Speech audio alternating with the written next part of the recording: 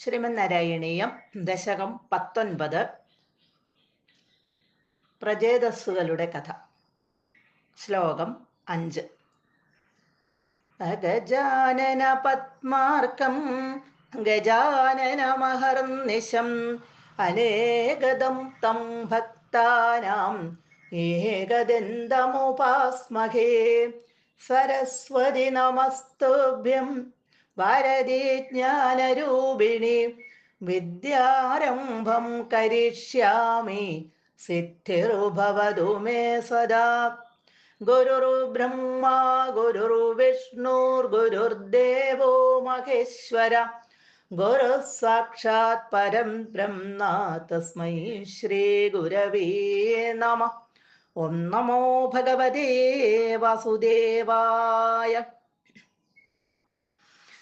തപോഭിരേഷാമതിമാത്രവർദ്ധിഭിः സയജ്ഞഹിംസാ നിരതോപി പാവിത പിതാപി തേഷാം ഗൃഹയാത നാരദ പ്രദർശിതാത്മാ ഭവദാത്മദാം യയൗ.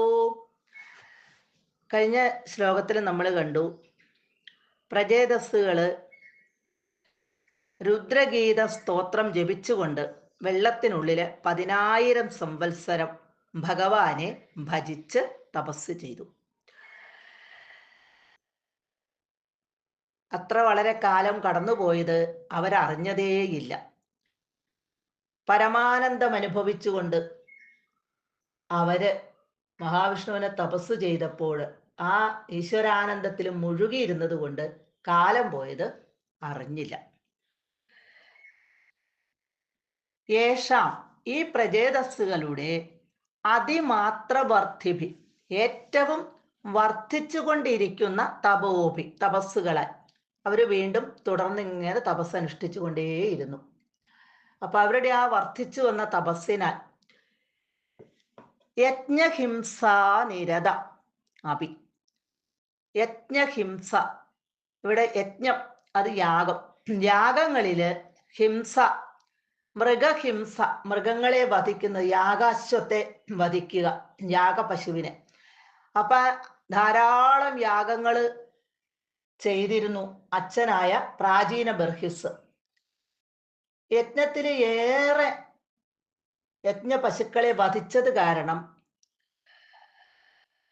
പാപവും ഒരുപാട് സമ്പാദിച്ചിരുന്നു. ധാരാളം പാപങ്ങളും ഉണ്ടായി ഈ പ്രാചീന ബർഹിസിന്. ആ പാപങ്ങളെല്ലാം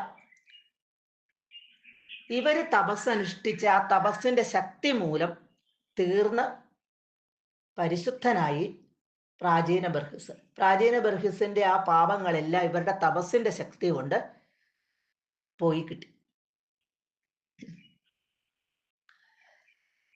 ഇനി നിരത അഭി, മുഴുകിയവനായിരുന്നുവെങ്കിലും യജ്ഞഹിംസാ നിരത അഭി, ഹിംസ ചെയ്യുന്നതിൽ ആ യജ്ഞമൃഗങ്ങളെ വധിക്കുന്നതില് മുഴുകിയവനായിരുന്നുവെങ്കിലും ആ പ്രാചീന ബർഹിസ് കൂടിയും ഇവിടെ പരിശുദ്ധനാക്കപ്പെട്ടു ഇവരുടെ തപസ്സിന്റെ ശക്തി കൊണ്ട്.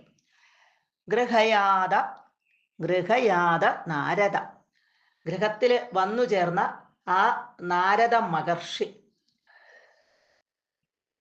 ഇവിടെ പ്രാചീന ബർഹിസിന്റെ അടുത്തേക്ക് നാരദ മഹർഷി ആ സമയത്ത് വന്നു ചേർന്നു കൊട്ടാരത്തിലേക്ക്.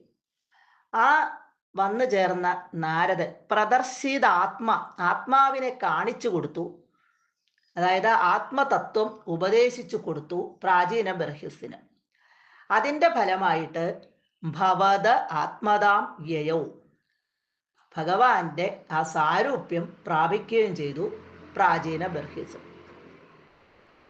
അപ്പൊ ഇവിടെ നാരദൻ കൊട്ടാരത്തിൽ വന്ന് ആത്മതത്വം പ്രാചീന ബർഹിസിന് ഉപദേശിച്ച് കൊടുത്തു. ആ കൊടുത്ത തത്വോപദേശമാണ് പുരഞ്ജനോപാഖ്യാനം എന്ന് പ്രസിദ്ധമായ ഭാഗം. അത് ഭാഗവത്തിൽ വിസ്തരിച്ച് പറഞ്ഞിട്ടുണ്ട്. അതിനുശേഷം കപിലാശ്രമത്തിൽ ചെന്ന് തപസ് ചെയ്ത് പ്രാചീന ബർഹിസ് ഭഗവത് സാരൂപ്യത്തെ പ്രാപിച്ചു. സർവത്ര ഗോവിന്ദ നാമ സങ്കീർത്തനം ഗോവിന്ദ ഗോവിന്ദ.